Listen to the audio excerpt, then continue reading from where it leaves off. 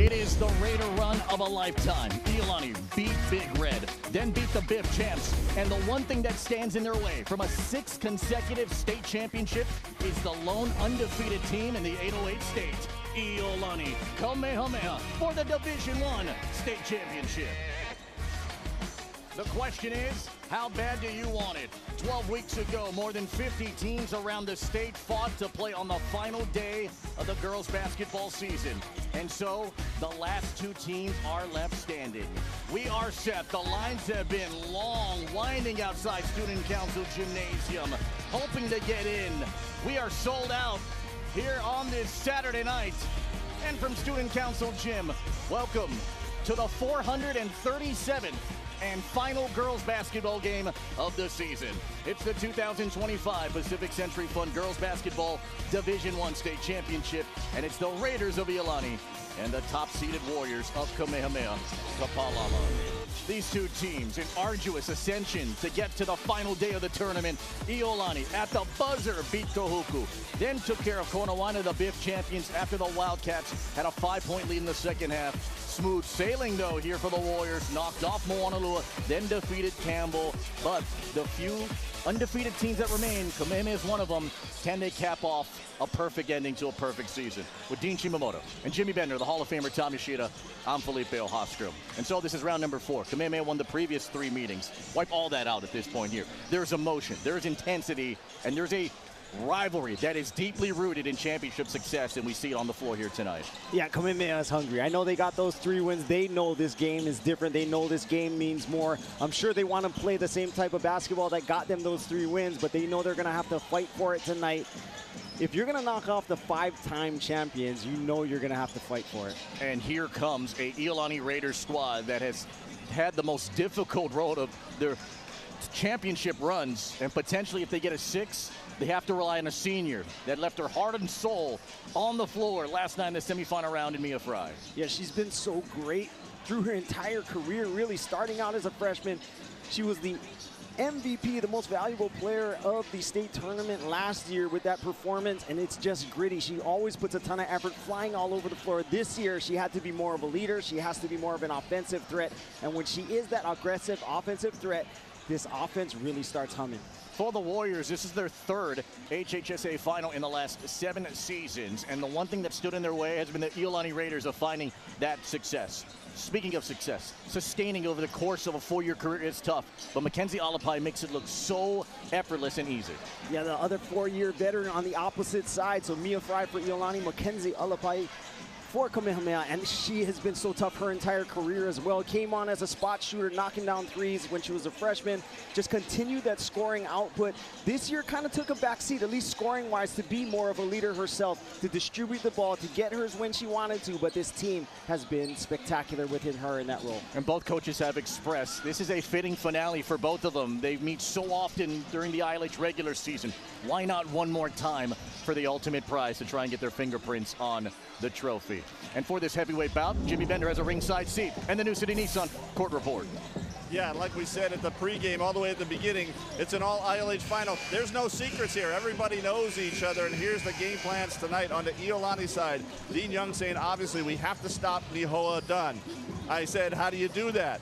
He said, honestly, I don't know, but she needs to be the focus of the Raiders defense tonight. Meanwhile, on the Kamehameha side, Pua Straight saying what she saw of Iolani last night, a lot of points driving in the paint. So stopping the likes of Justice Kekauoha and Mia Fry from driving in and getting baskets that way. Guys, it's going to be a fun one. We'll send it back to you. It's the classic tale between 2 teams and a dynasty versus a destiny. Undefeated Kamehameha set to take on the 5-time defending state champs, the Raiders of Iolani. The emotion pouring over from yesterday's semifinals into the championship round, all for the trophy. We'll meet the teams when you come back here on Spectrum OC 16.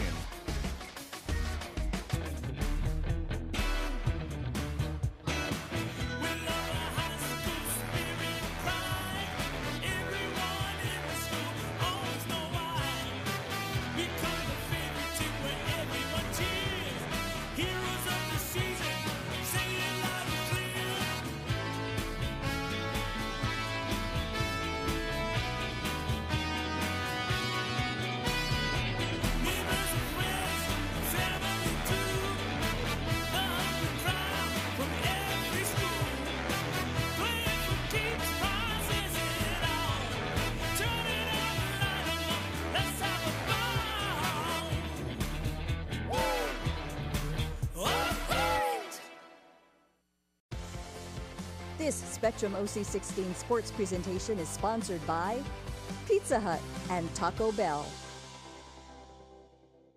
Popeyes has the wing game on.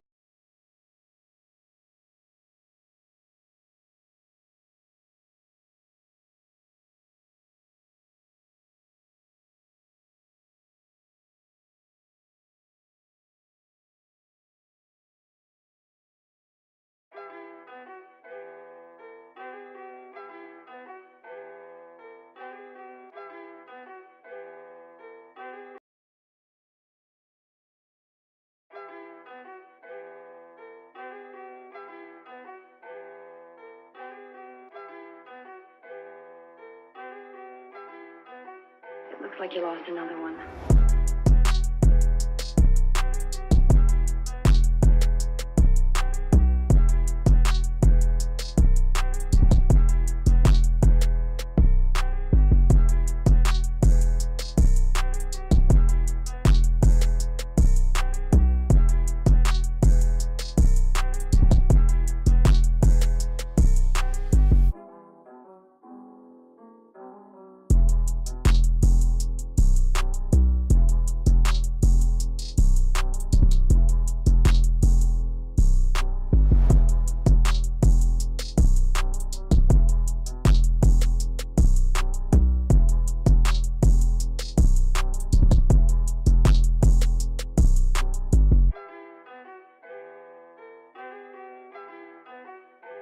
Searching for a 10th state title.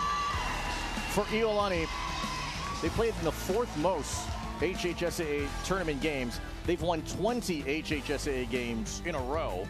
It is the longest active streak in the history of the Hawaii High School Athletic Association. Can Kamehameha finally complete their story and capture a state championship for the first time in a dozen years? Ready for round number 4. And for the Zippies starting lineups, here's PA announcer Chaz Ontai. Aloha basketball fans, and welcome to Student Council Gymnasium here in the campus of McKinley High School for the 2025 HHSAA Pacific Century Fund Team Aloha Girls Division I Basketball State Championships. Our title game this evening features the Iolani Raiders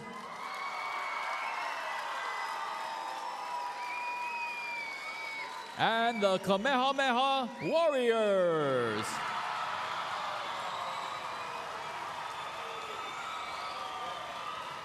Let's meet our starting lineups. First for the Raiders. At guard, a 5'7" senior, number 10, Mia Fry.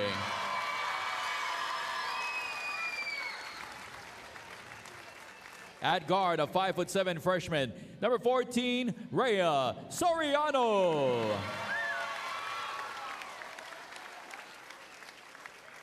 At guard, a 5'3" senior, number 15, Haley Fernandez.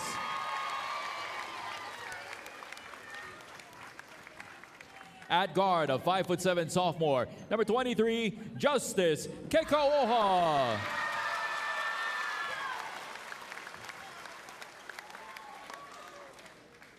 And at forward/center, a 5'8" senior, number 34, Haley Mafua.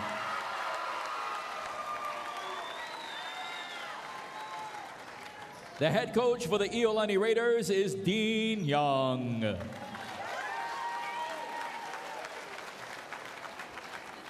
And now, here's a starting lineup for the Kamehameha Warriors.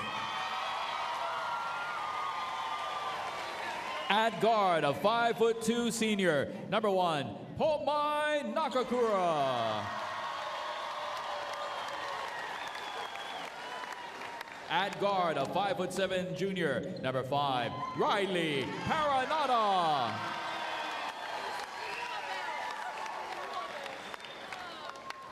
At forward, a 5'8" junior, number 24, Riley Kabuyadao Caswell.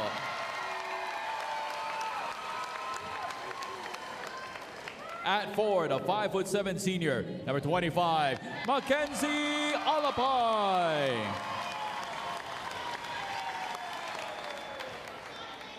And at center, a 6-foot junior, number 33, Nihoa Dunn.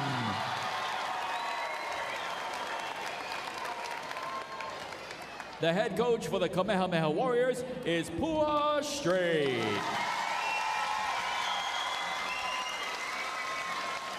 One of the best in the biz, Chaz Antai, gracing us with his presence.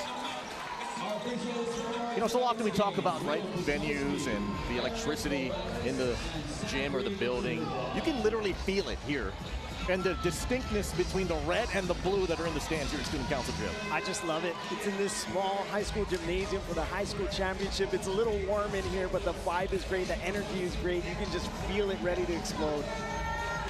Big shout out to our friends at Mike's Engraving and Trophies, the official trophy provider for Spectrum OC16 Sports. For all your special achievements, call Ryan. He's the best at Mike's Engraving and Trophies. They are located in Aiea. The line kind of snaked all throughout campus. Nihoa Dunn coming off a career high, 24 points. One of her best friends, Riley Paranada, solid shooting performance as well, 13 points for her. Live from McKinley, it's Saturday night, and we are ready for the final game of the 2025 season. Iolani relinquishes the tip, and Kamehameha begins. How much nerves, how much emotion. Nakakura. Oh, yeah! Ninth in the state, and three-pointers made. Was empty yesterday. It's the first one of the night. First play going to a flare for Nakakura, not going inside. They know it's big team all the way, and they went to Nakakura on the three. Moving screen, Haley Mafua. Switching action here. You see that flare screen going out to the side, freeing up Nakakura for that shot, wide open, and buries it. Kamehameha has had great starts in all their tournament games, even going back to the round 2 portion of the ILH season. Paranada tries to take Soriano off. Did she sleeve the foot? Yes, she did. Game in good hands here tonight with Eric Morales, Will Pachalski, and Zafri Silva. Warriors tried to go inside, get the seal for Nihoa Dunn. Haley Mafua did a good job of fronting, keeping that ball out of the post, and ends up to be a travel foul on Paranada.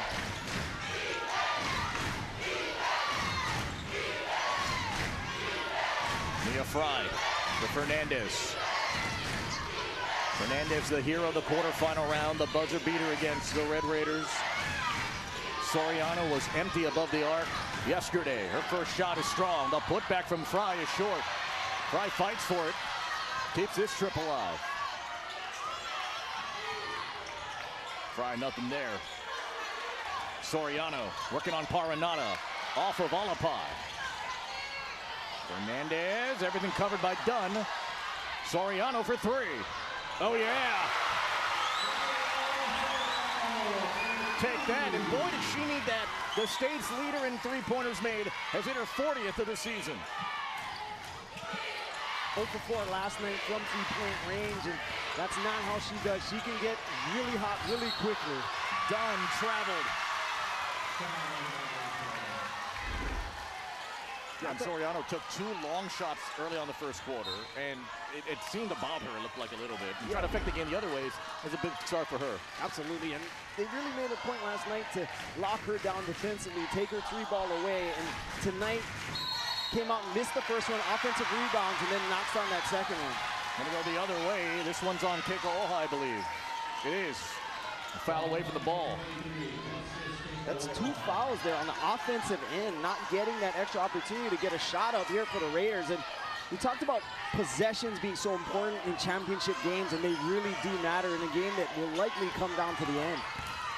The Boy Down Casuals had an awesome season. The backdoor pass, though, goes wide. It's the 3rd turnover already in about 5 possessions here for the Warriors.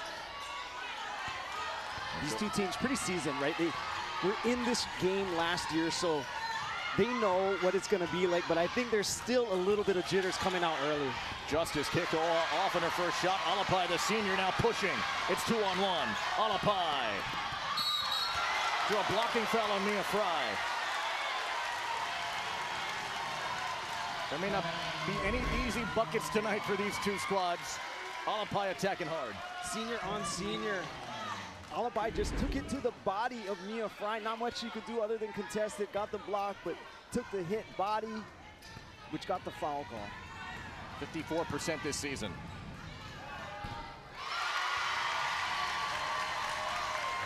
Both coaches have said, you know, the venue change, not a significant issue here. In fact, they are used to playing in this gym, so the familiarity is nice and comfortable. Alapai in that right mindset. Knocks in the 2, and it's a 5-3 Warrior lead.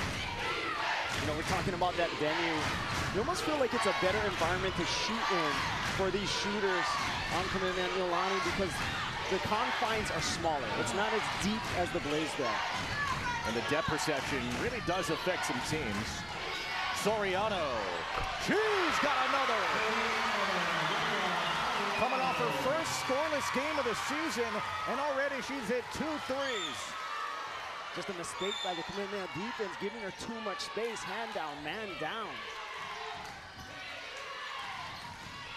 3 minutes in. Done.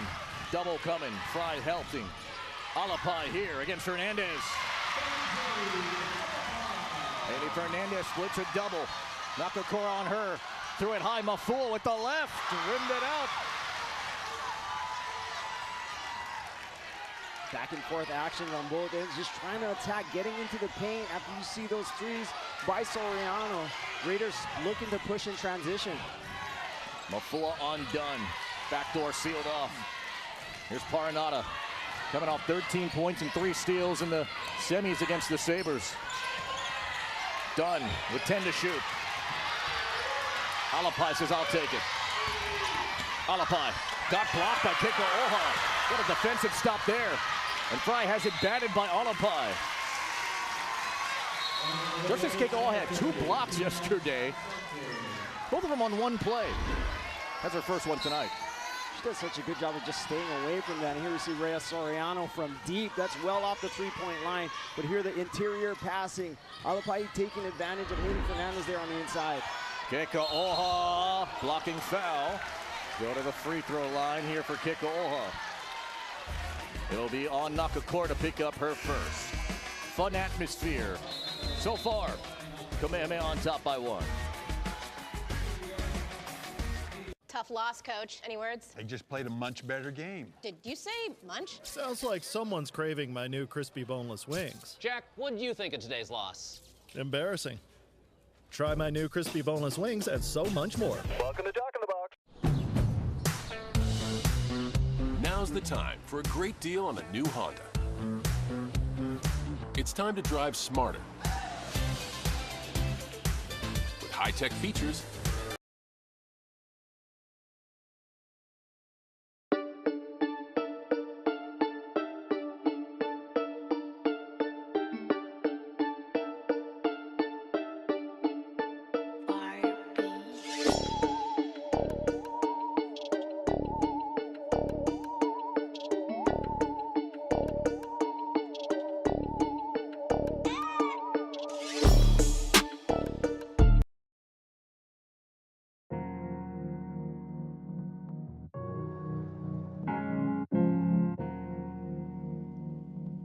Retro.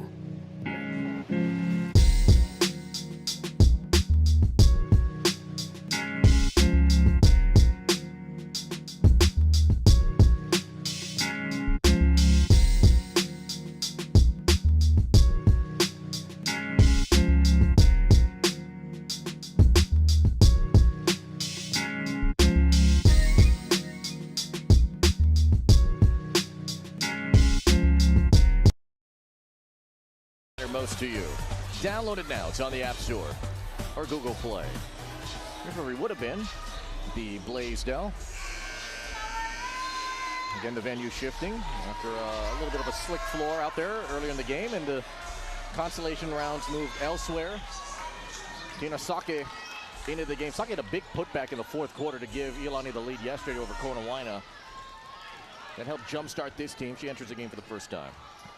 Kinasake as well as Haley did such a good job just playing their role, being physical on the inside.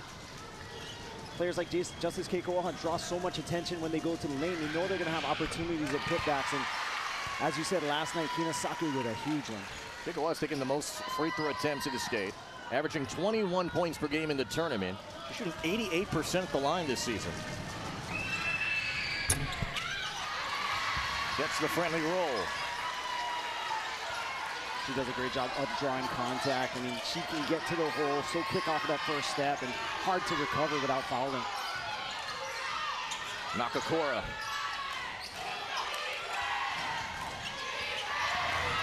Paranata. Third year on Vars, who grew up in Kalihi, and the kid, been Cash, here since the start of the playoffs. We've been seeing it game after game. She's just taking what is available to her, working to that mid-range when the opening is there, and that was the one. Fernandez denied by Dunn. 21 to shoot.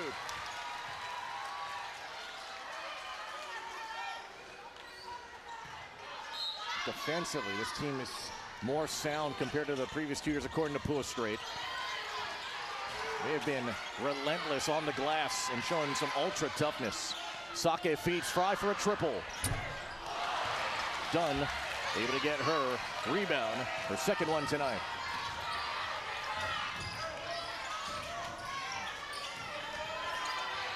Nakakura. Sliced inside, in traffic, ripped by Fernandez. Fernandez, show and go.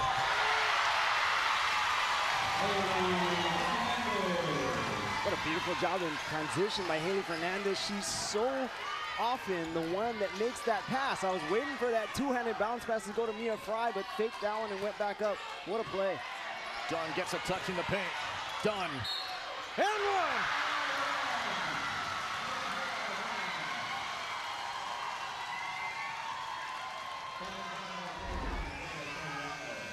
Dunn's been working hard on the block. Iolani defensive players have been working hard to push her out, but when she gets single coverage, no help, she is so difficult to stop even through a foul.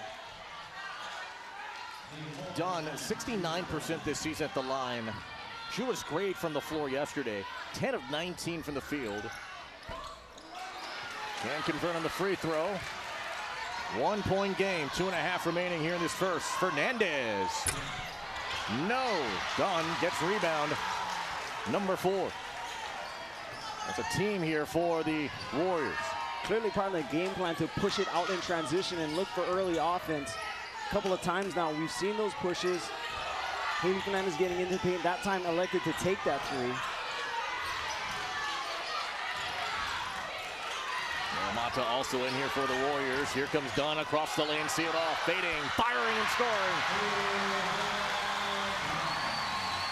4 for her. You really can't fault Kinasaki for that. She pushed her off the block, made her catch it about 5 feet. Not anything easy, and still, Nicole Dunn making that move with the body control. A soft touch that she had. Fernandez. Fry, open, it's 3. Dunn, another rebound. This is the kind of flow and pace that Pua Strait likes to have with this team. A group that has really built a strong foundation for future Kamehameha basketball teams. They've been together really since their middle school years. Sake guards Dunn. Dunn attacks the rack. Oh! She's unstoppable! Raiders just staying home on the shooters, not letting her kick it, but one-on-one with no help. Incredibly tough job for Kinasaki, especially when Nicole Dunn gets to that right hand and can go up through contact and finish.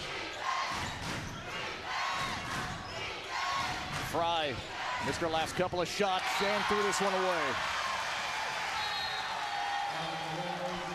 Haley Mafua in for Sake. Alapai is in for Kabuido Caswell. They're done catching it 8 feet off the block, and the turnaround fade. This time going straight to the basket, just using the strength, going soft off the glass. Around that rim, she has such great touch. 5-point lead, largest so far here for either team in this opening quarter. Dunn's had the hot hand. Paranata, a 2. In and out, Dunn the tip, got it. Dunn, out. Shot clock is off, they can go for the final. Mata worked around a screen. Oh, Mata gonna take it herself and find Lebanon. Alapai, patient, still with time. Done. They want her to take it, and she traveled. Well, she broke her own ankles. Left it off, and she's okay. Looked like she had about 3 moves she wanted to go to and couldn't figure out which one, and her feet didn't get the memo. But man, she has been impressive one-on-one, as you said, single coverage. So Haley Mafort coming back in for Kinasake to take on that challenge.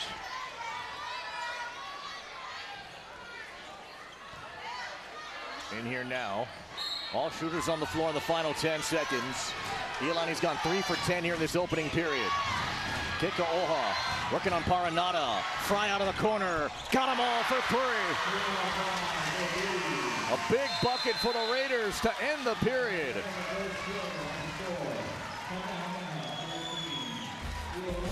Iolani yesterday had some struggles above the arc. So far, 3 of 6 in the opening quarter. Got a fun one here in the 2025 HHSAA Division I State Championship. This Spectrum OC.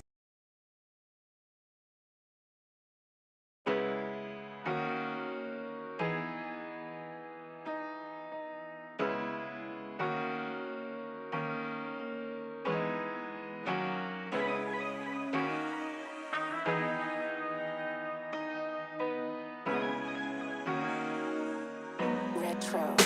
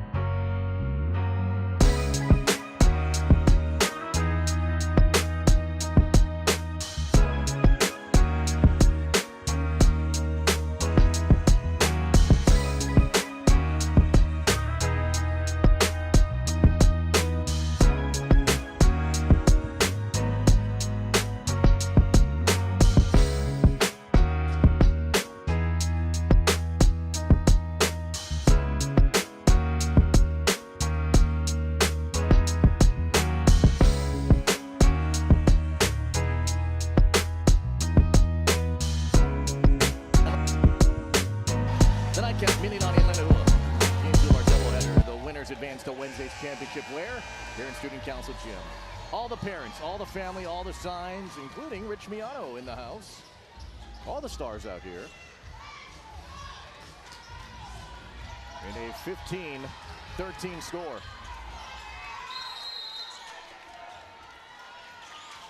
what's your big takeaway from the first 8? About what we thought. Nihon Dunn was dominant on the inside. I was interested to see how Iolani was going to try and cover her, and they went to single coverage. Didn't work that well, but they're trying to shift those bigs in and out. The freshman Soriano nowhere to go, found Keiko Oa, dive into the bucket, and Dunn able to get the rebound. Dunn had a pretty good quarter, 6 points, 3 of 3 from the field, 4 rebounds now. Dunn got a touch and got positioning. Rebound, Soriano. Raiders going with the small lineup. Chelsea Lee in for Mafua and Kinasake. Trying to see if they can exploit it, create an advantage offensively with this smaller lineup, but they do give up something on the backside defensively. So important to see this trap work earlier in the front court, because if it doesn't, then you got to deal with Nihon Dunn down the block. Third turnover here for the Raiders. They had 15 of them yesterday against Konawaina in the semis.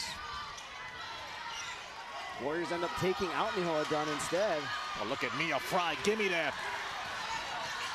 Her intensity level has been awesome since the start of the playoffs. They wanted to see more. They got a heck of a lot yesterday. Fry inside. No shot. Foul on the floor. That's a heck of a continuation and a finish, though. Had it counted. But just before then, got bodied up there by Tupola. There's a switch on the handoff, so Tupola ends up on Fry. Fry liked that matchup, went straight to the basket. And you know that last shot that she hit, that three that she hit before the buzzer, she missed her previous two, showed a little bit of frustration. And so for her to continue to have that confidence to take it and then make it was huge for this team. Oh, Lee. Oh, Chelsea Lee.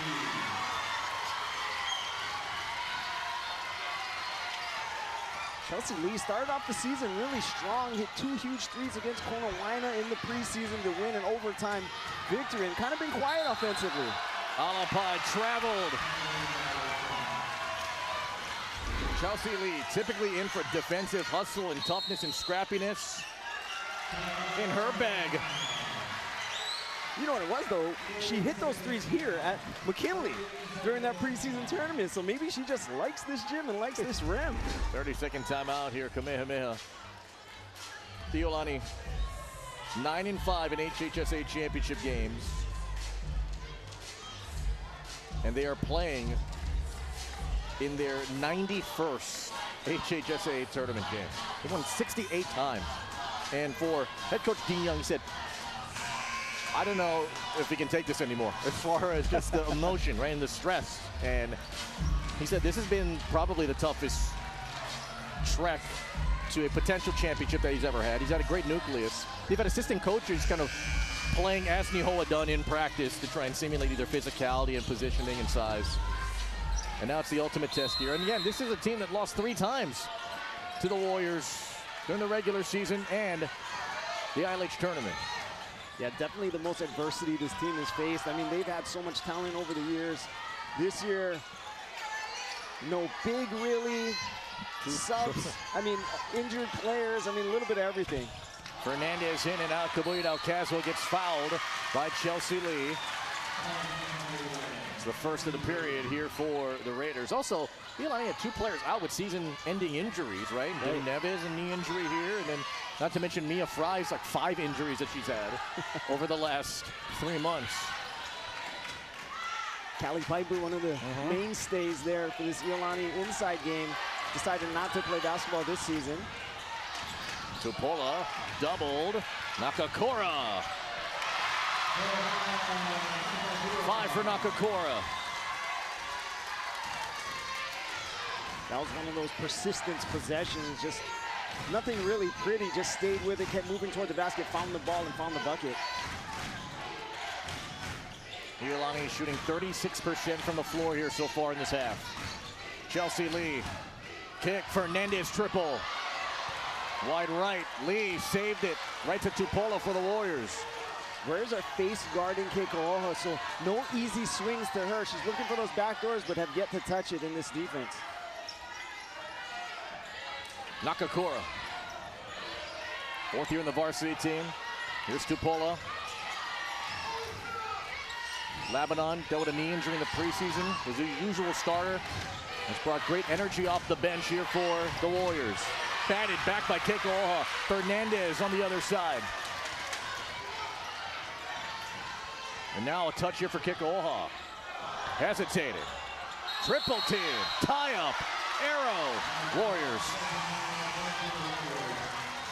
Nothing easy here for Justice Keiko'oha because of Kamehameha's suffocating defense.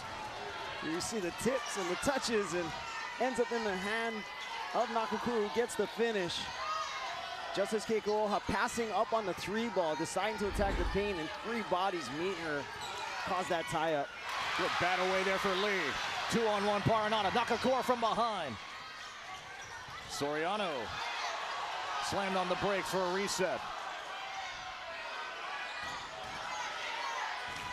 Keiko'oha just gasped. Heavy inhales and exhales. Lee finds Fry, guarded by Paranada. A quick junior defensively. Fernandez just sneaky good. Averaging 7 points in the HHSAA tournament. Adds on 2 here to square it at 17. That was good defense, just a little better offense. The movement created by all the cutting, the pass to the middle, and then the backdoor cut got that finish. Turnover. Number 11. The Warriors yesterday just had 6 turnovers. They have 11 already. Fernandez adds to the cause. Deadlocked at 17. Tough loss, coach. Any words?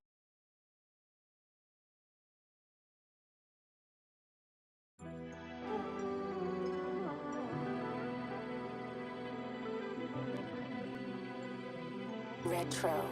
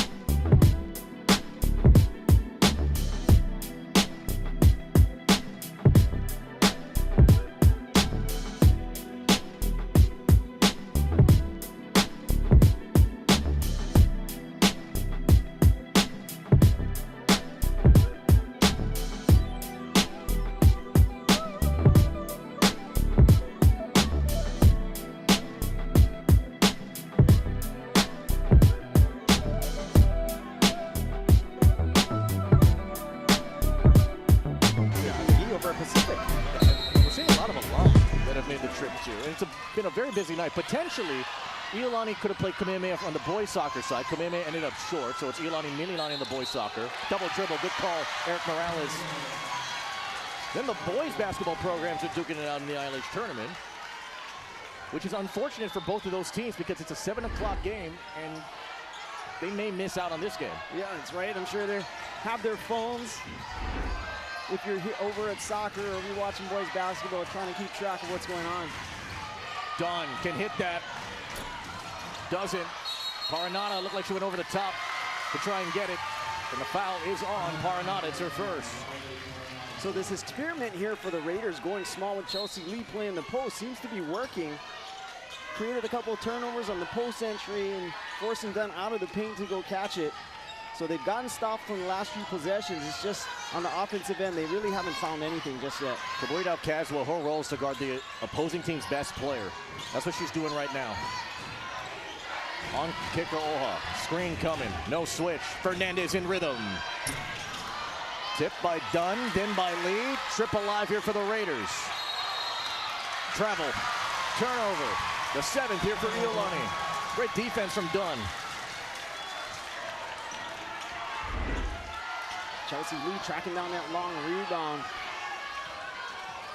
Caught that trouble with the back foot. I think she still had her dribble there. Could have used it to get out. The boy down Castle works it high low to Dunn. That's the old Kamehameha play.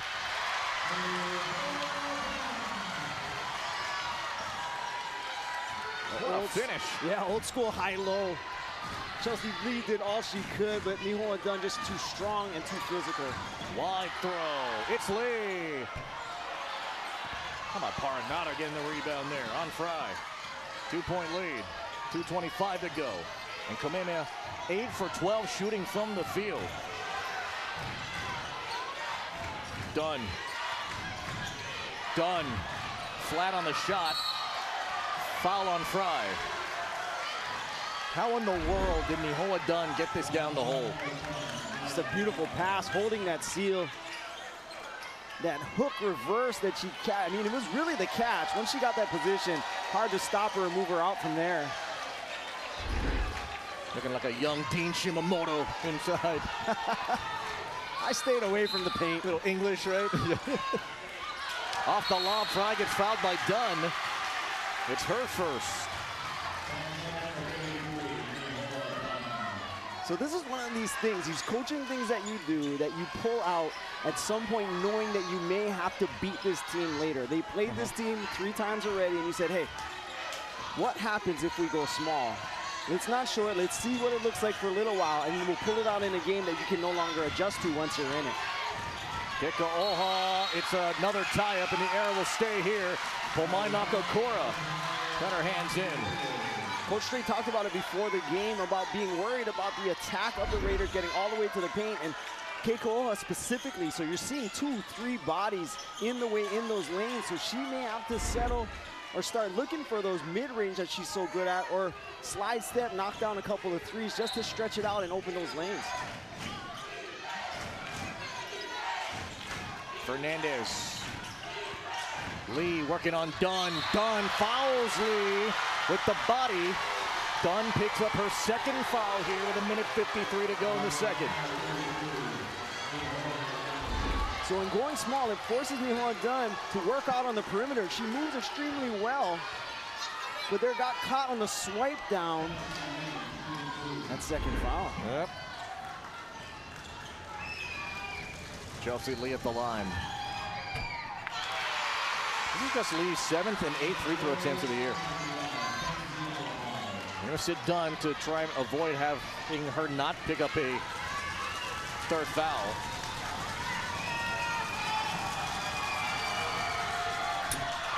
Lee missed both. Toboyedao Caswell with Paranata, along with Jada Felix, Mackenzie Alapai, and Pomainaka Kora, the 5 ladies in white and blue.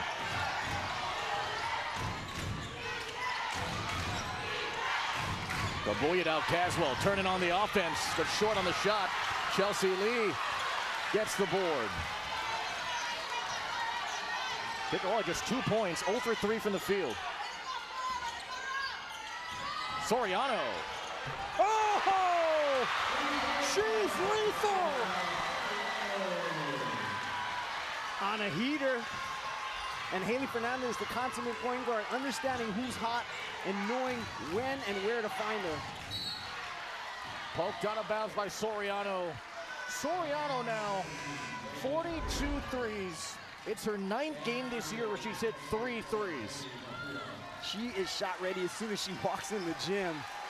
And there we're seeing, especially when she's hot, she's looking to pull. Haley Fernandez, great find, great setup, and a knockdown. This ball was kicked by Fry. Good call, Will Pachowski. Remember, we said it. She was 0 for 4 last night, no points. And so to come out with that kind of confidence for a freshman, it's incredible by Rhea Soriano. Nakakura switches in, subs in for the inbound pass. Final minute here to go. Paranata. Nakakura whipping one. That ball was right through the car wash. It was touch. Fry gets the steal. And Fry gets fouled by Lebanon. Good job there from Lebanon. Good sportsmanship. Made sure that she was okay. But Fry went to go test the speed and the strength of that knee. Got the poke away in a full-on sprint. A good recovery from Lebanon to get back and make her get 2 the hard way. You said it earlier when Mackenzie Alapai got out on the break and Mia Fry was there defending. There's not going to be too many easy buckets here tonight. Iolani, the best free throw shooting team in the state, 77%.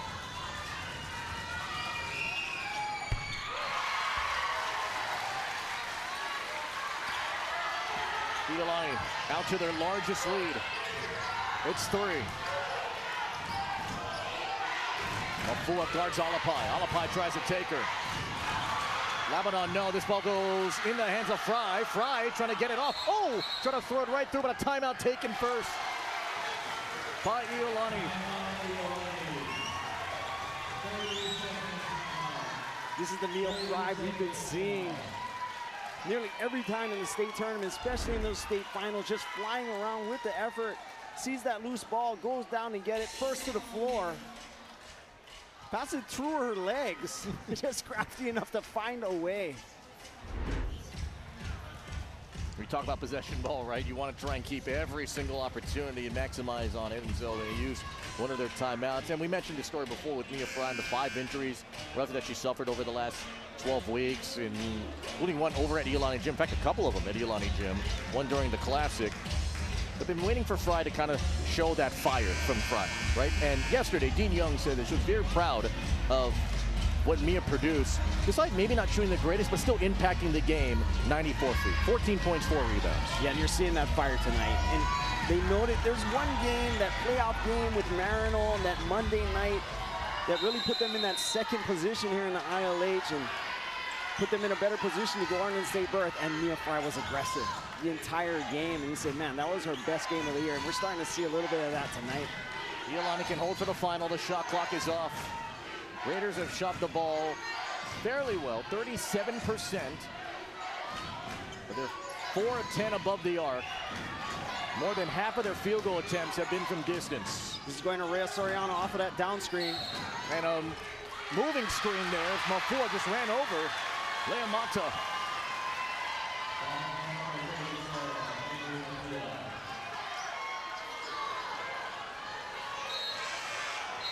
And for Mafua, picked up the foul.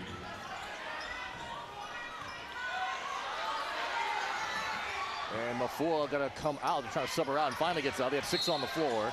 5.4, Paranata gave it up. Nakakura traveled. When she left her foot, decided to hit the ejection button and try to throw it off a Raider. And Iolani's got 1.2 to work with.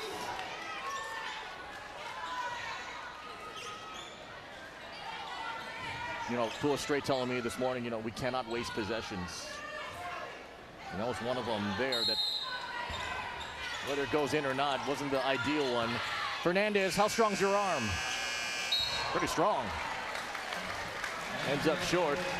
And the Raiders will take a 3-point lead into the locker room. Rhea Soriano, it's a freshman, again, stealing the spotlight here on a floor filled with seniors, and the 5-time defending state champs up 3 at the break.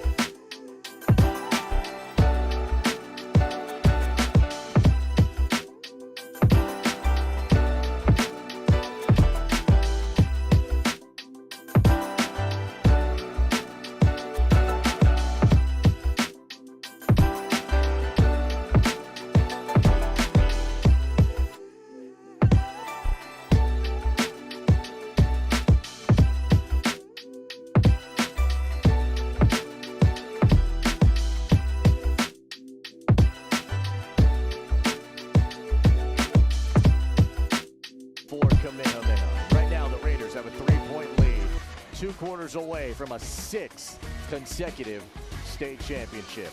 We're back in a moment from McKinley here on Spectrum OC16.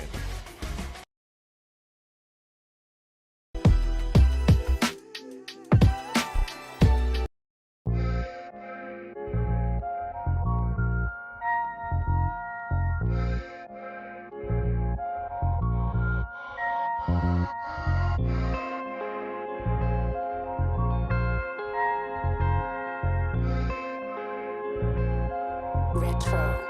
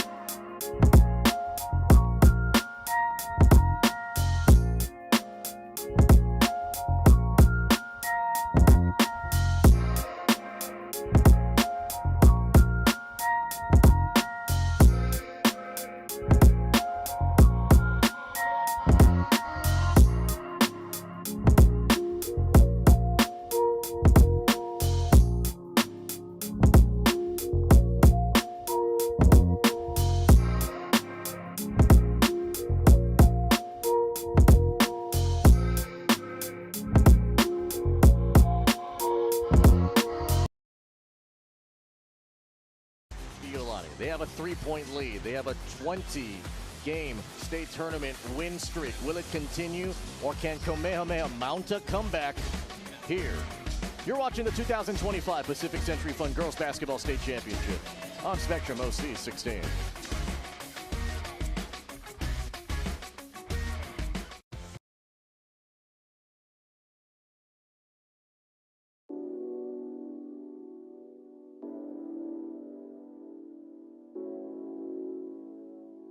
Retro.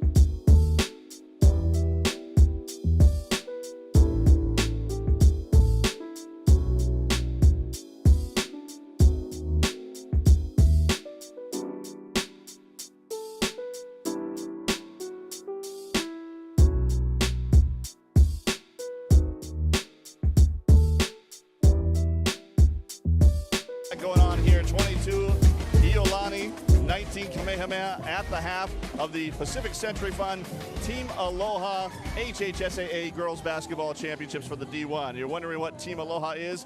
I just happen to have the guy right here who started this over a decade ago, Mufi Hanneman. Tell us about Team Aloha and what you're about. Yeah, we've done that for nearly 2 decades now. It's taking the best of Hawaii's high school basketball players, give them a chance to play together as a team, and show the rest of the United States that girls from Hawaii can play some ball. And in the process, they're also able to receive some college scholarships. So we had some wonderful players, Shauna Kuehu from Konawai, Leo Galdera, and Cheryl Molina, and Iolani's Jovi Lefoto and Lili Wahine Kapu. And they just add to the excellence of that. And so very happy to be able to showcase women's basketball. I've been a longtime fan and advocate of it. Yeah, and you've been doing the Jamboree for what, 30 plus years. That's coming up real soon. Tell us about that. Yeah, that's how it all started. It was all about Title IX and gender equity. So for over 30 years, we bring together all the basketball players from around the state. We invite about 80 of them, and they compete on President's Day from 9 to 4 in the afternoon at Iolani School. It's free. It's an opportunity again to see girls from Maui Interscholastic League play with ILH, OIA, Hawaii Scholastic League, and of course the league on the Big Island. So it's a great way to show your support for women's basketball. We've come a long way. When I first started doing this, Jimmy, all my male friends would tease me. What are you doing? Girls can't play no ball. But today, they're here in the gym, and some of them are the strongest and most passionate advocates of women's basketball. How have the girls changed over the years? I think what they've changed is that they've really started to develop the kind of skills you see that the men have exhibited through the years. Better coaching, better instruction, and the desire to compete is just beyond compare. And that's what I like about it. We got a few seconds left. I see the hat. Chiefs, your thoughts tomorrow on your boy Patty Mahomes. Can they get the three-peat? They're going to New Orleans to make history. Yes. You heard it here first, guys. Let's send it back to Felipe and Dean. Thank you, Mufi. Thank you, Jimmy. Appreciate you. And Pacific Century Fund, you're the title sponsor of the Girls Basketball State Championship Tournament. Justice Keiko'oha, by the way, in that first half, just 2 points, 0 for 3, and 0 of 1 above the arc, and 2 of 2 at the free throw line. Did a good job of containing her. But this thing really turned around when Chelsea Lee stepped on the floor here for the Raiders. Energy picked up, got onto the break, caused turnovers. She's been a impact player here, at least in the first 2 quarters. Yeah, absolutely. Before she went in, Nihoa Dunn was just having her way offensively, finding her way to the rim and ones, a little bit of everything. And Chelsea Lee just came in and changed it up. It would seem as though Nihoa Dunn would have a greater advantage against a player like Chelsea Lee, who's more of a guard, but her athleticism was just different. And sometimes you need to try different against players this good. And we'll see what happens come out in the second half, what type of adjustments the Warriors are gonna make to go against that small lineup. And I think, from my perspective, what I'm seeing out there was very similar to what we saw in the second half against Campbell. Campbell went to that man-to-man. Kamehameha got a little bit stagnant. They were not moving Nihoa Dunn around as much as they were when they were having a lot of success through the middle part of the ILH season. So a little more movement, a little more action, ball movement, and then finding her on the inside off of a roll. Open Nakakura, faked the 3, found Dunn. Nakakura started the game at a 3. Starts the third with a 3. That was the difference. You saw the movement there. They caught the flare, they went inside, they went out. A bunch of the ball's just moving around, not touching a single player and holding, and there you end up with that 3. Out of bounds, turnover Raiders. Nakakura, 3 for 3 from the floor tonight. She's got 8 points.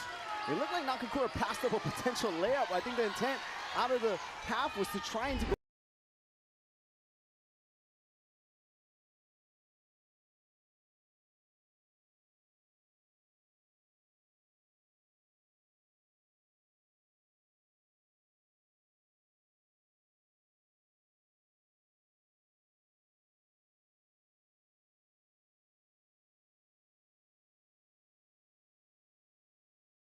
They got to the ball screen, got to the roll, the kick, and another 3 by Nakakura. And this is when Kamehameha is absolutely scary.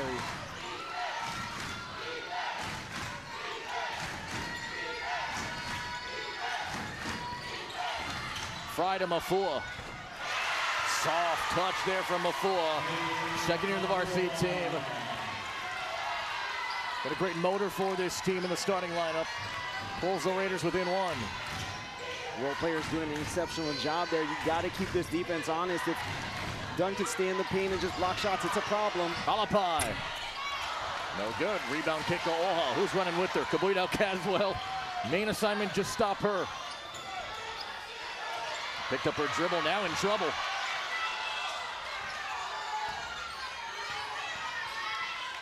Here's Fry. Alapai. Still trying to find her. Fry steps in, goes down. Dunn the rebound. They got numbers if they push. Coronado.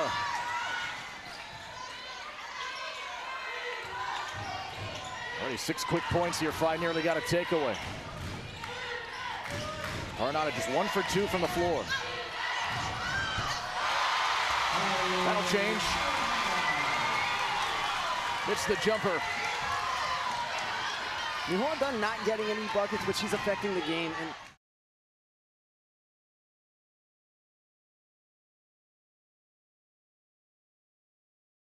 And for that ball, it's a foul on her after Paranada went down. Kick to Nakakura off. Paranada came off of that ball screen, moving Mihoa Dunn, drawing a lot of attention. And then Paranada coming off again. Just measuring, probing, reading the ball screen, reading the defense, and settling for that jumper. 3 for 4 already in the quarter here for Kamehameha, who trailed by 3 at the half. Now up 3 here. 2:45 into the period. Nakakura, Alapa, Paranada. Trying to eliminate Dunn. Paranada. Dunn.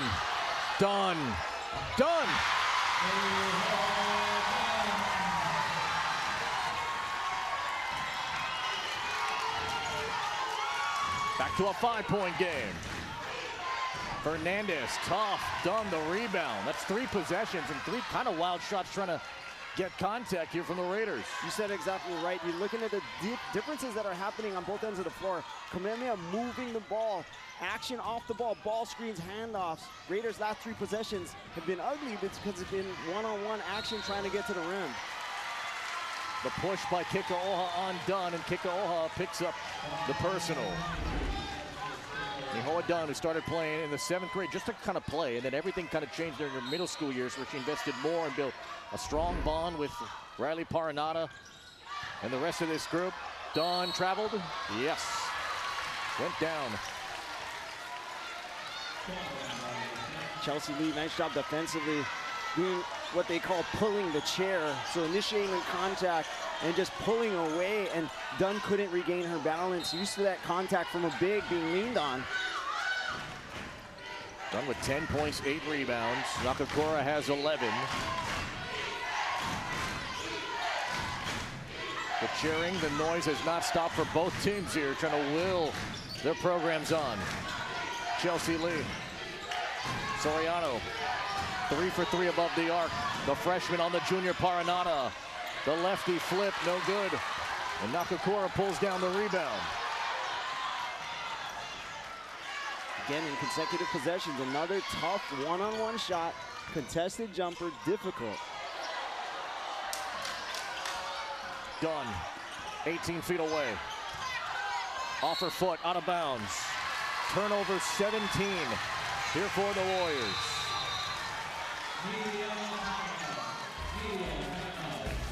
They open the quarter on a 10-2 run.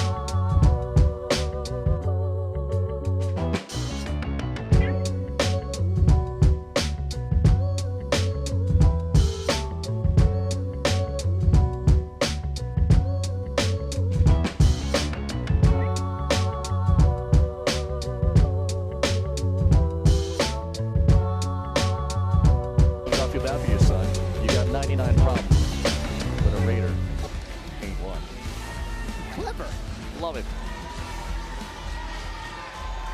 Let's talk about sign real estate real quick. So if you're going to draw the 99, you might want to make room for the rest of the words. They're really squeezing that exclamation point in, but love the effort there. 29-24. How about the start we're seeing here from Kamehameha, the Raider ball. By the way, we mentioned the boys soccer team's also playing. They just entered double overtime against Mille Lions, 1-1. So the Raiders hoping that they can win tonight here in Student Council Gym and also in Waipio. Kamehameha seeking a title for the first time in 12 years. Lee is being harassed out there. Fernandez doubled on the deck, diving. Got it off to Fry. 12 to shoot here. Open is Chelsea Lee. Denied by Tupua. Out of bounds. Warrior ball. What a play. Jimmy Samora of Kumura.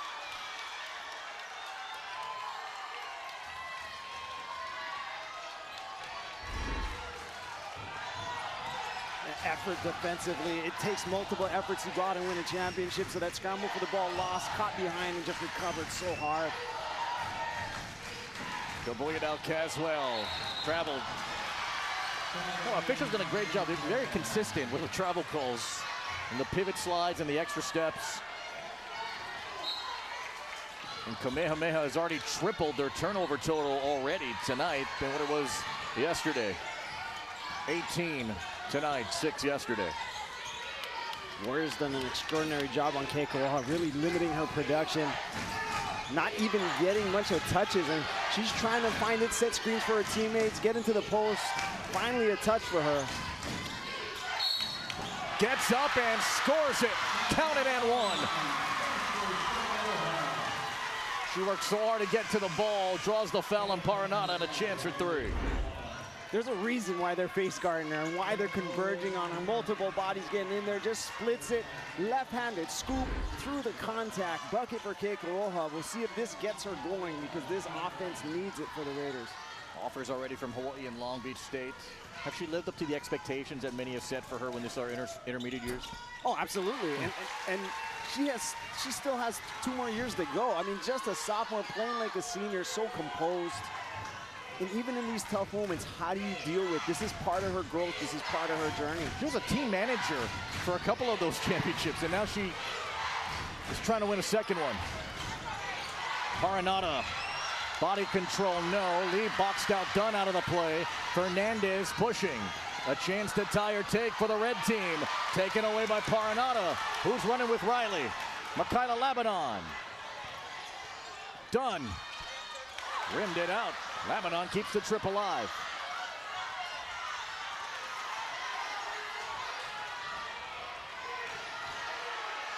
Mata finds Dunn. Got the mismatch. Got Fry. And called in the active shooting there, even when the double came over. It's a foul on Chelsea Lee. So Dunn will go to the stripe. It's an interesting call. Looked like Chelsea Lee was walled up, straight up. Contact there, looked like the ball got it. Huh? Yeah, I don't know if that was in the act. Here it is one more time. Working inside, 2 balls walled up. I mean, I didn't think it was a foul. Missed on the free throw and getting the nod from Tom to shoot the Hall of Fame because it's the active shooting, so it was. So he's saying it's a shooting foul, but I didn't think it was a foul. Yeah, I looking at the replay, I don't think it's a foul now. Right. Yeah.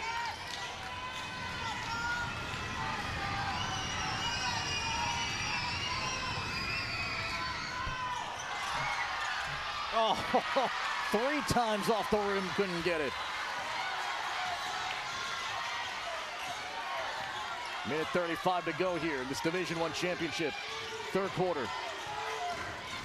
Chelsea Lee, open lane. Wide. Fry keeps the trip, did not hit the rim, no shot clock reset. Keikoa. No. Done the rebound. It's number 9 for her. This is one of those scenarios where if you're an Iolani coach, you're saying, hey, that was similar type of contact. Arguably worse. But again, we have the benefit of replay. Final minute here of the third. Here's Dunn. 10 points, 9 rebounds. Alapai. Put it on the deck for a turn 2. Down she went. It'll be a foul on Chelsea Lee. Lee, it's her third. Alapai hit the floor hard. Good to see that she's okay. So Lee with 3, Haley Mafu with 3. Remember, Mafu had to sit down because she picked up a third earlier in the game. And now so Mackenzie Alapai. Who grew up in Kona. Fearless on the floor, as we mentioned. Among her career highlights, had a winning putback bucket against Merrill 2 years ago. They'll build some steam for that Warrior team. And the Warriors, 66% at the stripe this year. Alapai is at 54%.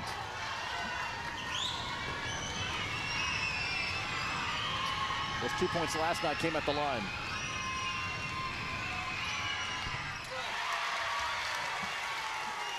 Three-point game.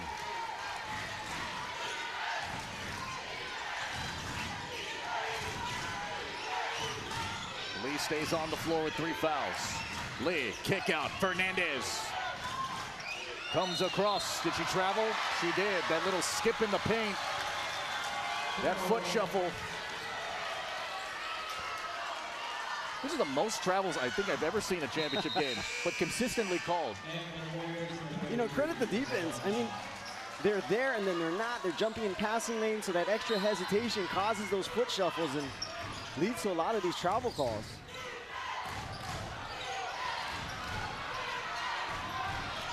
It's about a second differential between the shot and the game clock. Lebanon, too strong, going up there, and a foul. It's going to go here against the Warriors. From Mackenzie Alapai.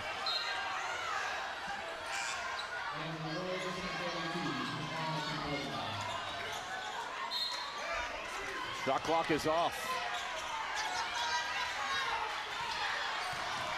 Raiders led by 3 at the break. They're down 3 here in the third. 2 of 9 in the quarter. They run it here with 8. Fernandez.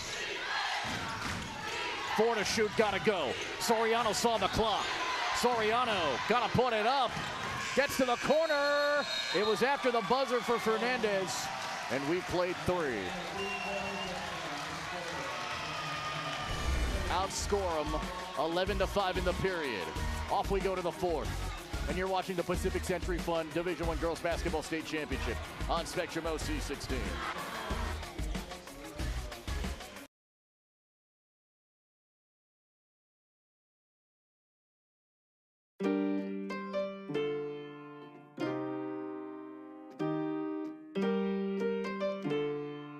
Retro.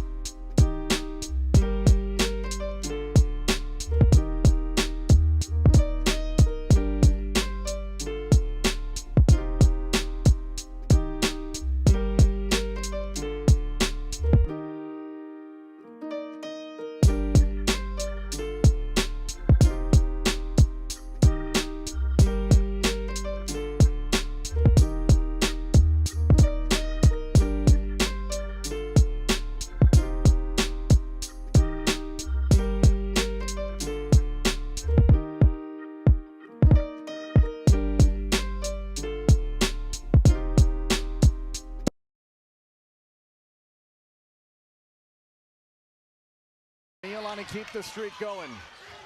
Or can Kamehameha end their title drought and win a crown for the first time since 2013? 10 to shoot here for Chelsea Lee and the Raiders. Fernandez, 7 to go. Fernandez gets inside, throws one way out. Just a 9th turnover here for the Raiders, but they seem to have more impact here the way that this second half has played out. Late clock, and just looking for some type of option. Mia Fry was thinking cut, Hayden Fernandez was thinking kick. And they tried to run a play coming out of that and actually had Rhea Soriano, but we're looking for the back door to Keko'oha. Back to the high-low and done with a dozen.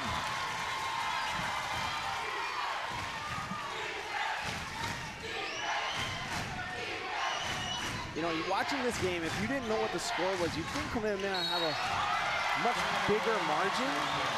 And I'm not sure if because the possession being so much, 5 points seems like a lot more.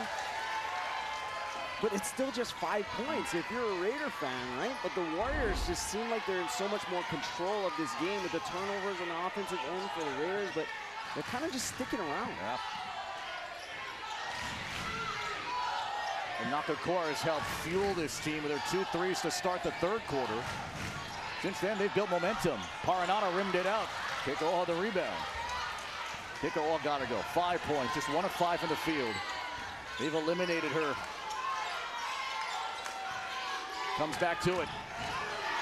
Kabuina Caswell did a marvelous job defending her. And instead, the step here for Keko'oha. It's one of the few times she actually had one-on-one on the way to the rim. Yeah, you can see it on the backside. Not a lot of help. Only Mihoa Dunn to her right hand, so she elected to go to that left side. And nice job by the Raiders, just giving her space.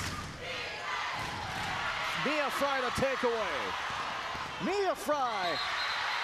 Blocked by Paranata.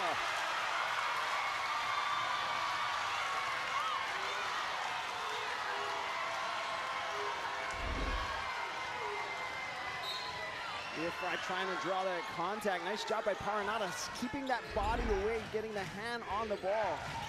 Keko'oha attacks and scores! What a chance for Duri!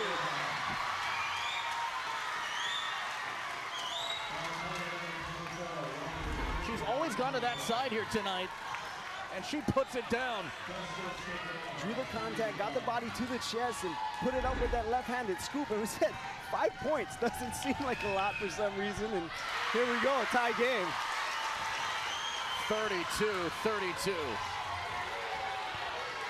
Pick it up in a press. Done. Gave it up to Paranata. Nakakura to the baseline. Done, no. Keko'oha. Keko'oha in space, kick out. Fry, it's a 3 for Lee. Alapa the rebound.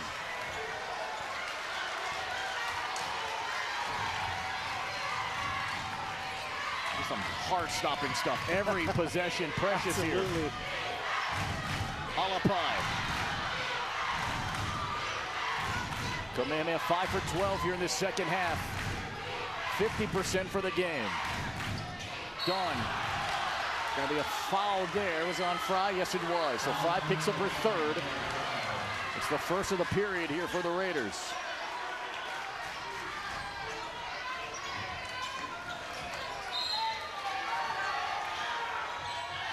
High ball there for Dunn. Dunn against Lee. Blocked goal by Lee. Looked like it.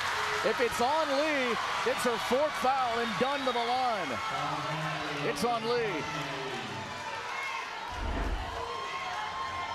Dunn just so physical. More Dunn getting around.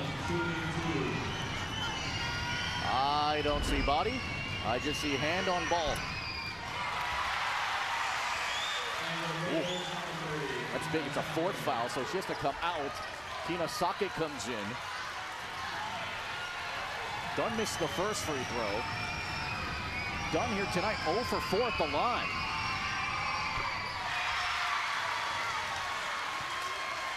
One-point game. And Alapai is going to guard Keko'oha here. Look at Soriano. Soriano. Where are these freshmen coming from? It's underclassmen all over the place. Keiko Oha being face guarded. Soriano knocking down those threes early, now deciding to go to the basket because they're covering her so well, and works her way to these free throws. Soriano is the best free throw shooter in the state. With that, puts her at 90%.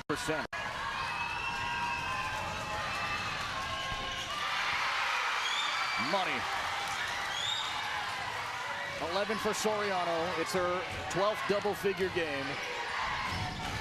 4:45 to go. Paranada accelerating. Dunn. Alapai. Dunn off the back tap. Back to Dunn. Double coming. Oh, Dunn kind of hopped in the lane. Alapai in and out of the three. Dunn right back and got fouled.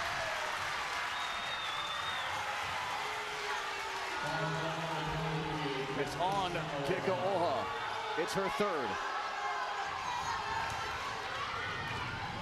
Dunn just continuing to work in there. And when she's working, there's nobody that's going to stop her from grabbing a rebound, from getting to the rim.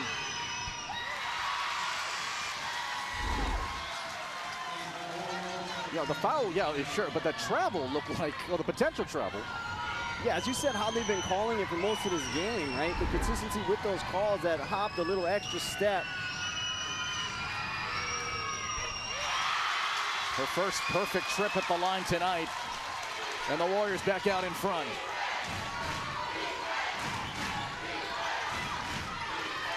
Had 8 ties and 10 lead changes in this one. Swatted by Dunn.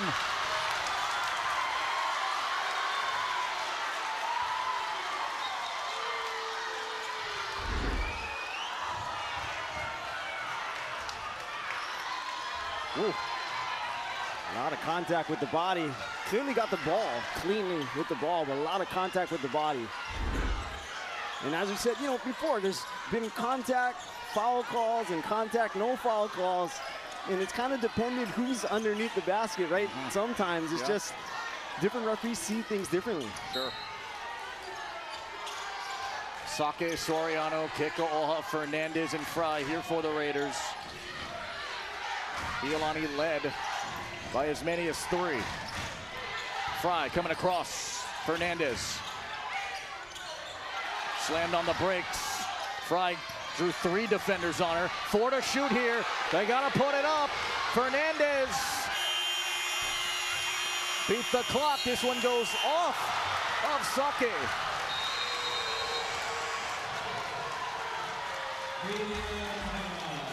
Warrior ball. Warriors by 1. Warriors trying to end a title drought. 3:45 to go.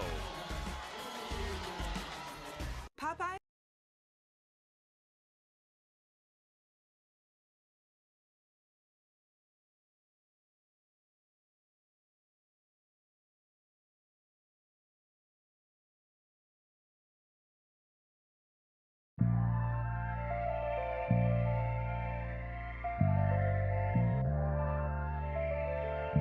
Retro.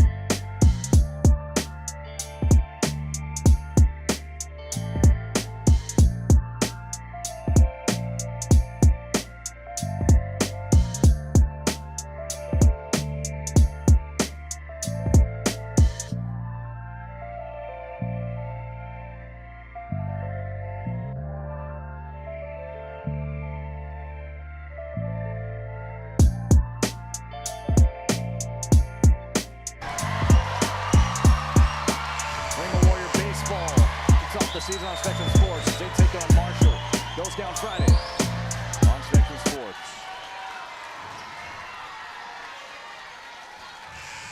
Well, we have an official attendance. It was labeled as sold out. 1,039 here inside Student Council Gym on short notice, mind you, on the venue change. Shout out McKinley. You know, it feels like more. It feels like more people in here.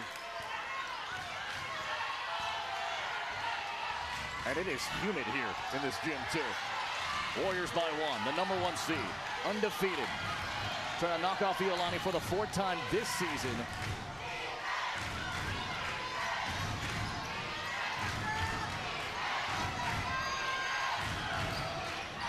Ten to shoot for Paranata. Sake on Dunn. 5 to shoot. They're running out of time. Lebanon gotta go. Lebanon. Dunn flipped it up. Beat the clock. And the rebound here for Soriano.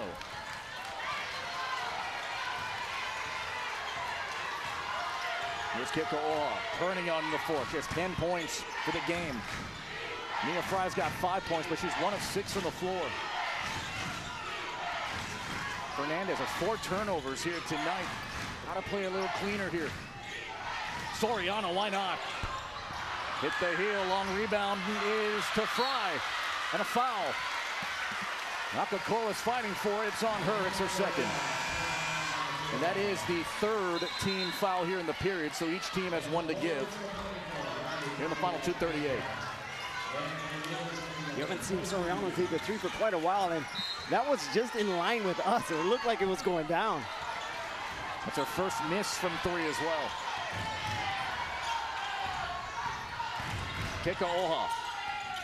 Found Fernandez. Waiting for spots to open up. It's a take for Soriano. Long on the shot. Nakakura the rebound. This is the point in time where you want to see Mia Fry get more aggressive. These crunch time moments, these bigger buckets, at least initiating the action, going to the basket. Backdoor, nobody there. Turnover. Number 20 for Kamehameha.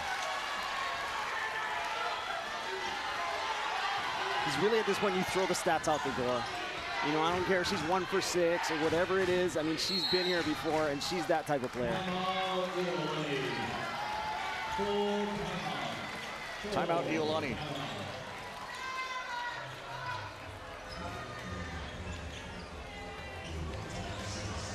So Iolani feeling all the pressure. Kamehameha getting here a different route because so often that they've been chasing a championship because Iolani's been so good the previous 5 years. And those 5 seasons, by the way, part of the 2nd longest active HHSAA championship run. Uno girls tennis, 20 consecutive titles, by the way. And the Moanalua boys and girls judo teams have 5 titles. Iolani already surpassed the likes of Kamehameha, who won 4 consecutive titles through the early 90s. Onawaina, their most recent stretch from 2015 through 18. Those are the Chanel Molina years, and Selena and Sherilyn Molina. But that's what's at stake. I mean, the streak is there. And it's hard to ignore the streak, right? I know every coach says every year is a new season. Yes, it is. But the more you win, the bullseye gets bigger. But it's unique this season because this team is only 2 games over 500. Everyone's been chasing Kamehameha since the start of December. That's right. And Kamehameha's looked impressive, they've been impressive, and they still need to get over that hump, right? So you're looking down to these moments, and you're talking about the number of games that Iolani has played through the state tournament. Usually they're playing the 3 because they get the bye. This time they're playing that 4th game. So is that 4th game fatigue them? Does that 4th game prepare them for this moment because of the tough games with Kahuku and Konawaina? So we'll see which one plays out. 1-point game, 1:50 to go. Each team with a foul to give. And each team with a good amount of timeouts left. Soriano. Oh, Soriano got it. Now 8 to shoot. Mia Fry got to take over now. Fry fading. Done the rebound. It's 11 for her. For the most part, a wasted possession for Iolani. Nehoa Dunn needs a touch here if you're the Warriors. She's battling Chelsea Lee for it. Got it to Lee. Dunn got positioning. Dunn got the bucket. 3-point game. 1 minute to go. Poked out. It's off Kamehameha. Warriors working it into their star. Chelsea Lee got caught out of position. Didn't know whether the front or side front. Got caught on the side. Out of position. Too easy for Dunn. Keikoa getting assertive. Kabita out. Caswell with the strip down. That looked like it might have been off of Kamehameha. That's one of those angles so hard to tell whether it went off the knee. She swiped down, whether she swiped it out of bounds, went off the leg or not. I mean, the call is the call. One more time. Where did this ball last touch? You see the swipe down here soon. So it's still off of red. The swiper. Now the ball, we lose sight of if it went off potentially the knee or the thigh. This ball goes off, but when that ball hits the court, at least from that angle, it looks like it comes close to touching Navy White, but there's no definitive angle of that. And again, there's no replay review in a situation just like that. So Raiders do not have to foul. They're down 3, 35-second shot clock, just under a minute, so still time to play this one out, but they do need to get a stop. Done here. Alapai gets fouled by Fry. That's her 4th.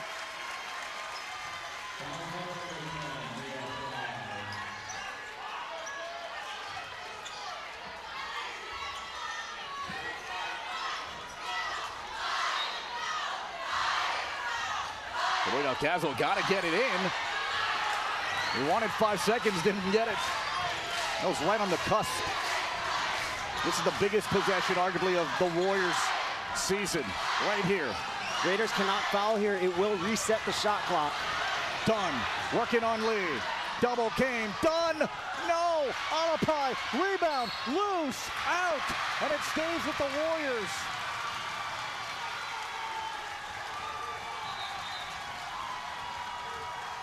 Warriors asking for a shot clock reset.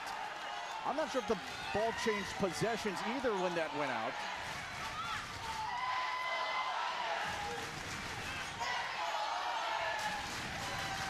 Did the shot hit the rim? Timeout, Kamehameha. There's a discussion here, possibly.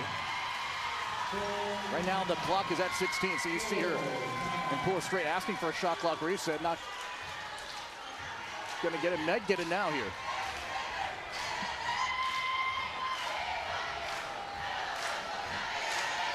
So they're asking to see if it touched the rim, and they reset the shot clock. Let's go back to the possession. We bring in Tom Yoshida. This shot missed by Dunn, which is roughly 18 seconds. And then what happens here with Alapai? Oh, that did not hit the rim, Tom. And that hit the rim. No, not at all. And actually, I actually compliment Kamehameha for lobbying to get a shot clock reset. I mean, it's really close, but you have to give credit to the shot clock operator who, in her opinion, saw no contact. But they were obviously overruled by the officials. Right. It's so difficult if you're an official because you're not necessarily watching it. You think you know what you saw, so you have to revert back to your memory. And if you didn't see it clear, you didn't see it clear. Right. And so this changes things a little bit now. Got a foul? Yeah, you do have to foul. And you got to make sure you choose the person you want to foul. And I'm not sure who that is because everybody on the floor here is a reasonable shooter. And only 2 players have shot free throws here tonight for Kamehameha. Mackenzie Alapai and Ihoa Dunn. Dunn's 3 for 7. Is this the night here for the Warriors? Got it into Alapai. Alapai doubled. Nakakura, now they got foul, and it's Soriano who has personal fouls to give. It's her 3rd. And so Nakakura, who started this crazy second half with 2 big threes, goes to the line for the first time tonight. She's 89%, top 5 in the state. Biggest free throws of her life.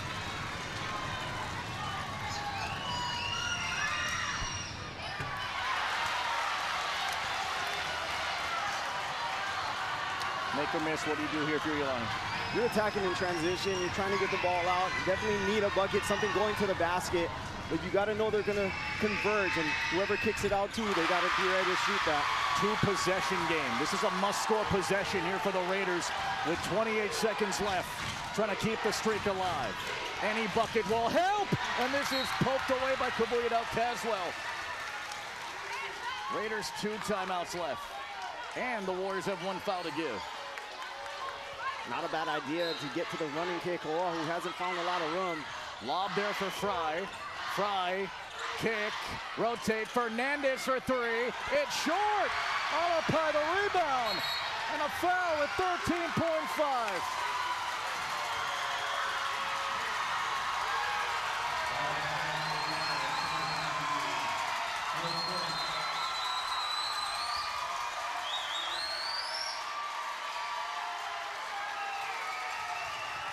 There is a look of serious concern here for the Raiders. Chelsea Lee has fouled out.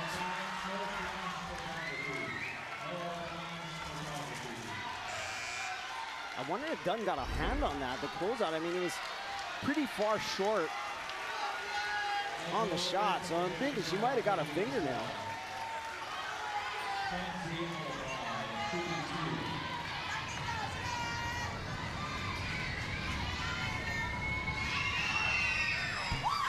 Alapai missed it here. 13.5 still. Again, 2 timeouts for Iolani, but down 2 possessions and 2 scores. Yeah, quite a bit to overcome. I mean, they're going to have to get it down quickly, take the shot quickly, and get a timeout.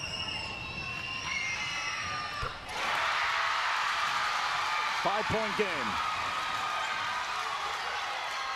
Kekaoha draws a blocking foul. They had 1 to give, and so, unless it was in the act. Looked like he called that 2 shots. Yep, gonna go to the hoop. So Warriors should have taken that foul a little bit earlier when they saw Kekaoha on the run, probably around half court. Use up that foul. But this is ideal here for the Raiders. Try to get these 2 free throws and then potentially a quick foul or maybe a steal on the press. Kekaoha try to lead this team in the 4th. 4 for 4 at the line tonight.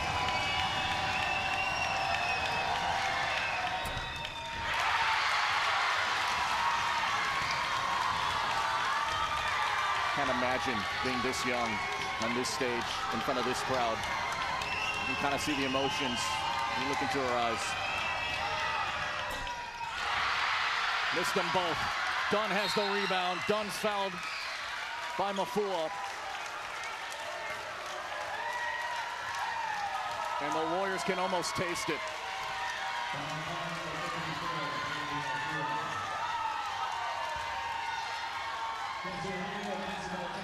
What a ride. Kamehameha almost lost to Marino and Iolani to begin the season. 2 out of 3 games. Beat Marino by 2, beat Iolani by 3. Since the loss last year, outside of the Kamehameha world, many doubted if this moment could even happen. But through the belief of these young ladies, 11 of them in total, they've been together for 4 or 5 years. This senior class is on the doorstep of something memorable.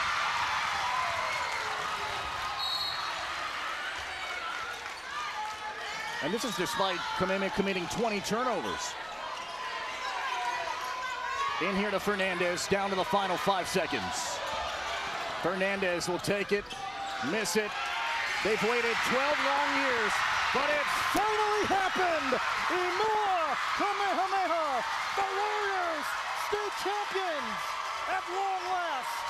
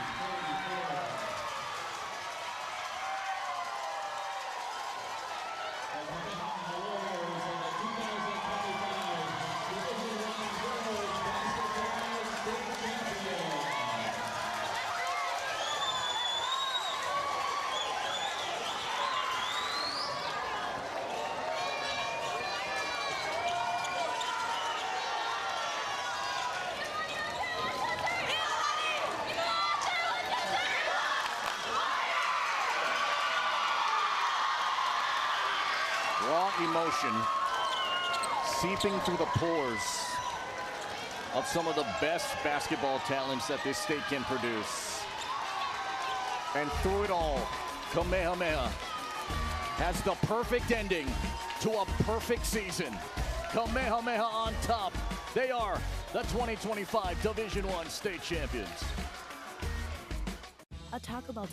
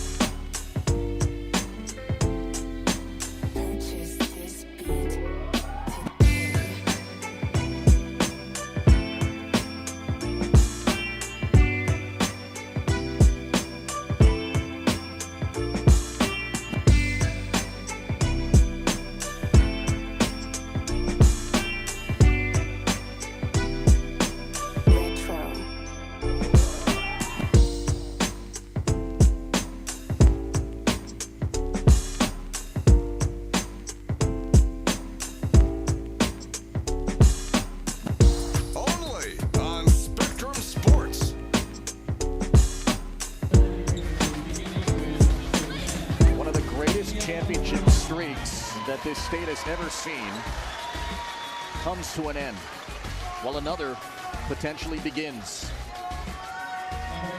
The coaches embrace. Pua Strait finally gets the one that she wanted. The third time it ended up being a charm in her 7th season. And the Warriors, for the first time since 2013, are state champs. What a performance we saw here from a Kamehameha team. From start to finish, looked like the #1 team. They're going to end as the #1 team. Absolutely. I mean, all through the regular season to the postseason, they did not lose, including the preseason, against any Hawaii competition.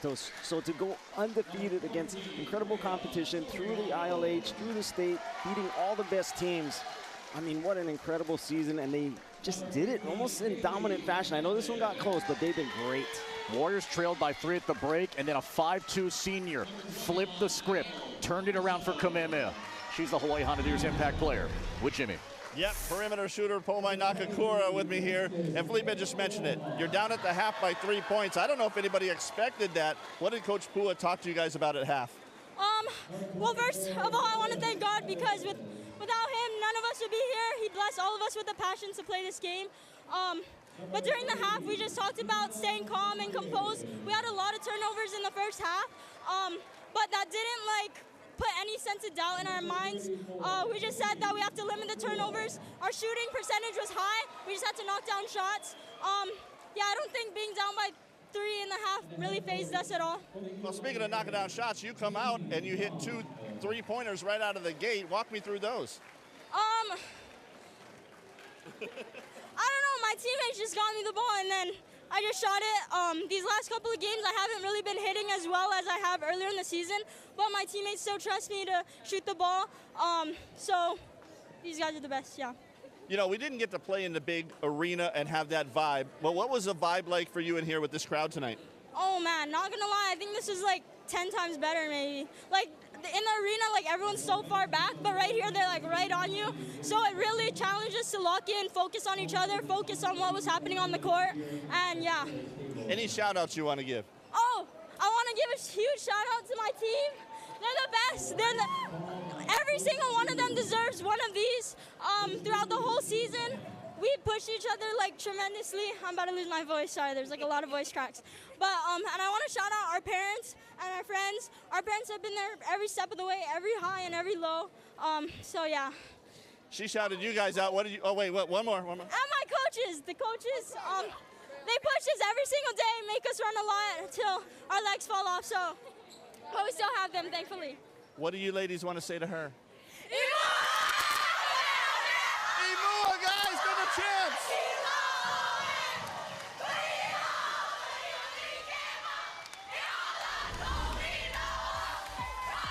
Jubilation from someone that just exudes what Kamehameha wants his student athletes to be.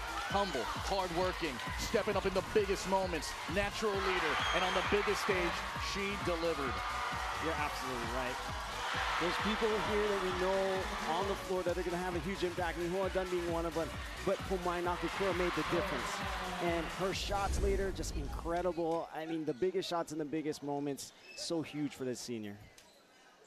Her fourth double-figure game this year. Mihoa Dunn, 18 points, 13 rebounds. And now about to do the medals here for Kamehameha. While we have a moment, let's show you the Hawaii Honda-Deer's impact player here for Iolani. This is a tough one, obviously, for the Raiders. The streak ends, but still a phenomenal season. But the future looks very bright here, especially with Rhea Soriano, with some big shots early on. Yeah, just a freshman, one of the best shooters in the state, and we got to see that through the first half. Those 3 big threes from deep really stretched out that defense. And she has more years ahead of her, and this moment is really going to help her moving forward. We saw it with Kamehameha, the disappointment, the loss, and how hard they came back to go and get it. And this is going to stick in her memory and hopefully serve as a motivator as she moves forward. And Dean Young, what a job, right? I mean, there were so many chances where they could not even play in this game. Kahuku and last night against Kornawina. They're almost done with the awards here on this Kamehameha side. There are about 4 more players left, which includes Avery Owan. Kamehameha, 2013, their last title. Head coach Pua Strait was just finishing up her college career at Utah State. She wanted to become a flight attendant. She applied 5 times, didn't even get an interview. Then she altered that energy and redirected it to coming back home. She wanted to help the kids, wanted to be an educator. It's been a dream job for her, and what she has done with this program, few could even conceive or even match. There are legends with Ala Poole and Clay Cockett and Daryl Imanaka, but Pua Strait is among the best coaches in Kamehameha history. She gets the touch. And here comes the handoff.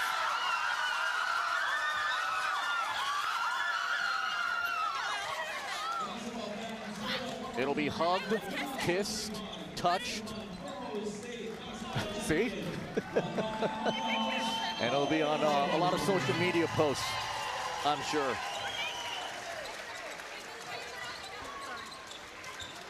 We've seen the emotional spectrum, if you will, of Kamehameha because we were in the Blaisdell and we just saw tears all over the faces of a lot of these girls. Even Pua Strait, and she did not want to give the loser speech. But look what happened now. Yeah, that's right. I mean, we saw it on both levels, even at Division II level. Hanalani, disappointment. Last year, finishing second in the state final, and here, Kamehameha finishing second last year in a tough overtime game, and just used that motivation. Remember that loss, remember those moments, and used it to get them through this season, work hard in the off season, and is here paying off. You know, and the coaches, you can't forget those guys. I mean, they did so much, not just throughout the season, not just in off season, but even in the game tonight. The adjustments at halftime, increasing the movement, finding more opportunities, dealing with that small lineup that they struggled with in the first half, and able to work their way through to go out and get this W here tonight, and that is so rewarding for all. Meantime, this is why Hawaii's the best, right? You're immediately surrounded by family through your highs and some of your setbacks, and you know, Chelsea Lee helped kind of change the complexion of the game when she stepped onto the floor, and for Chelsea Lee, she finishes with 2 points and 2 rebounds. By the way, this is a group that only has 11 on the roster. And also, their double-A team winning a 7th consecutive ILH championship. Shout out Jay Urasaki, the head coach. They've built a basketball program And the best part is here for Kamehameha, they go right back to workouts pretty much in a couple of days as they try and repeat for next year. That's right. I mean, you're looking at who's coming back. Dunn is coming back. Paranada is coming back. Tupola is coming back. Kabuyudao Caswell is coming back. And all of them making major contributions this year. And they'll remember this, and they're going to want it just as bad next year. And we have Tish. Tish, you want to come here for a second? Here, come here for a second, Tish. We got Tish, come here for a second. Come here. Yeah, sit down. No, come on. Yeah. I'm sorry. We're going to call an audible. I apologize here, Truck. Yeah, I sincerely apologize. We have Nihoa Dunslop, Tish. Tish, can you hear us, Tish? I can hear you. Okay, first off, congratulations on the win. We've been following your story along with your daughter over the last few years. Quickly, what does this moment mean to you and the rest of this family and this Her team? and this team, the parents, the players, coaches, AD, staff, everywhere. We've worked so hard toward this every day, every week, every month. Trainers outside of school. It means so much because they worked so hard and wanted it so badly. And for a team like Iolani to beat them, they're champions. So now we're champions. Who gave you the crown? Where did the crown come from? So I bought these crowns for my daughter and for all the seniors. Leia, Lala, Kenzie, Jada, and who did I just forget? Who did I just forget? Oh, Pomai? Yes, Pomai. Sorry, yeah. Navakura. Yeah. Of course. They're for them to send them off to their next adventures. Okay. I'll tell you what, though. You've been very kind to us. And we show a lot of shots of you, by the way. I hate you for that, to Castro. Thank you. God damn it. Sorry. Easy. But we appreciate all the hard work. And your daughter, I think, is a Taco Bell play of the game. Let's roll it here. And, she was great. And, this is going to be exciting for her. So enjoy the rest of these next 12 months. And all the best the rest of the way. Thank you so much. Okay. Tish, yeah, thank you. One I appreciate it. Oh, okay, Tish. Please, thank you, Queen Tish. Thank you. I apologize. Hardest working fan in the business. Yeah, thank you, Tish. Thank you. Well, she's excited. Incredible. Here's the winning head coach, Jimmy. Guys, I don't know how we follow that. Pua straight. Last year you lose to them in overtime 39-38. This year it's another close one, but you pull it out. Tell me about your girls and how they did it tonight. Oh my gosh, that's such a tough team right there that we just played against. I mean, it shows in the dynasty that they were able to create. So just to be able to be in this game has been huge for us. This year, our girls just worked so hard for so many years. We've had the same group for a while, and this has been 3 years, 4 years that they've been working and focusing in on the process. So I would have been proud of our girls regardless. I've been proud of every single team I've ever coached because in my mind, my purpose in coaching is to see the people that they become along the way. But just for them to get this, they've put in so much hard work, 3-4 years. They've bought in. They love each other on and off the court. So for them to be able to have this moment together, I'm just so happy for them and so proud of them. And Felipe mentioned, you're doing this with only 11 on the roster. What does that say about these girls? A lot. We run them a lot in practice, so they're definitely very in condition. But we actually brought up a lot of our JV girls. We have 7 of our inter and JV girls that we brought up after this season to just help us with our practices, also prepare for the next year. But this team is so close. Our program is so close, and we're just so proud and happy for them. They always talk about getting your flowers. These aren't post-game flowers. You were wearing these all game. Who gave you all this stuff? This was one of my best friends, Chrislyn, my coworker. She gave me one of these, and then just a lot of my friends and family over here. So a lot of love and support for sure. Speaking of family, is Uncle Chico watching? I don't know. Uncle Chico's probably at home right now watching with my grandparents. But I don't think he made it out tonight, but I did have a lot of friends and family, so that was huge for us. And having somebody like Brandy Richardson be the first person to hand you the trophy that you got to hand to the girls, what is that like? Well, if you guys didn't know, I actually grew up watching Brandy play for my uncle, so I sat at the end of the bench watching her, so that was a sweet moment for both of us. Neither of us won as players, so just to be able to share in that with these girls was a really cool moment, I think, for both of us. Awesome. Congratulations on the win. So deserving of this, and her flowers. Guys, back to you. Literally got him here, and the hard work, and all the blue wigs, and the personalities coming out here for Warrior Nation. Congratulations, 2025 Division I state champs. The post-game show's coming up next year from Student Council Gym at McKinley High School as we wrap up a wild game with the Warriors on top. The trophy finally in the possession of Kamehameha. The title heading to the top of the hill. Post game on the way.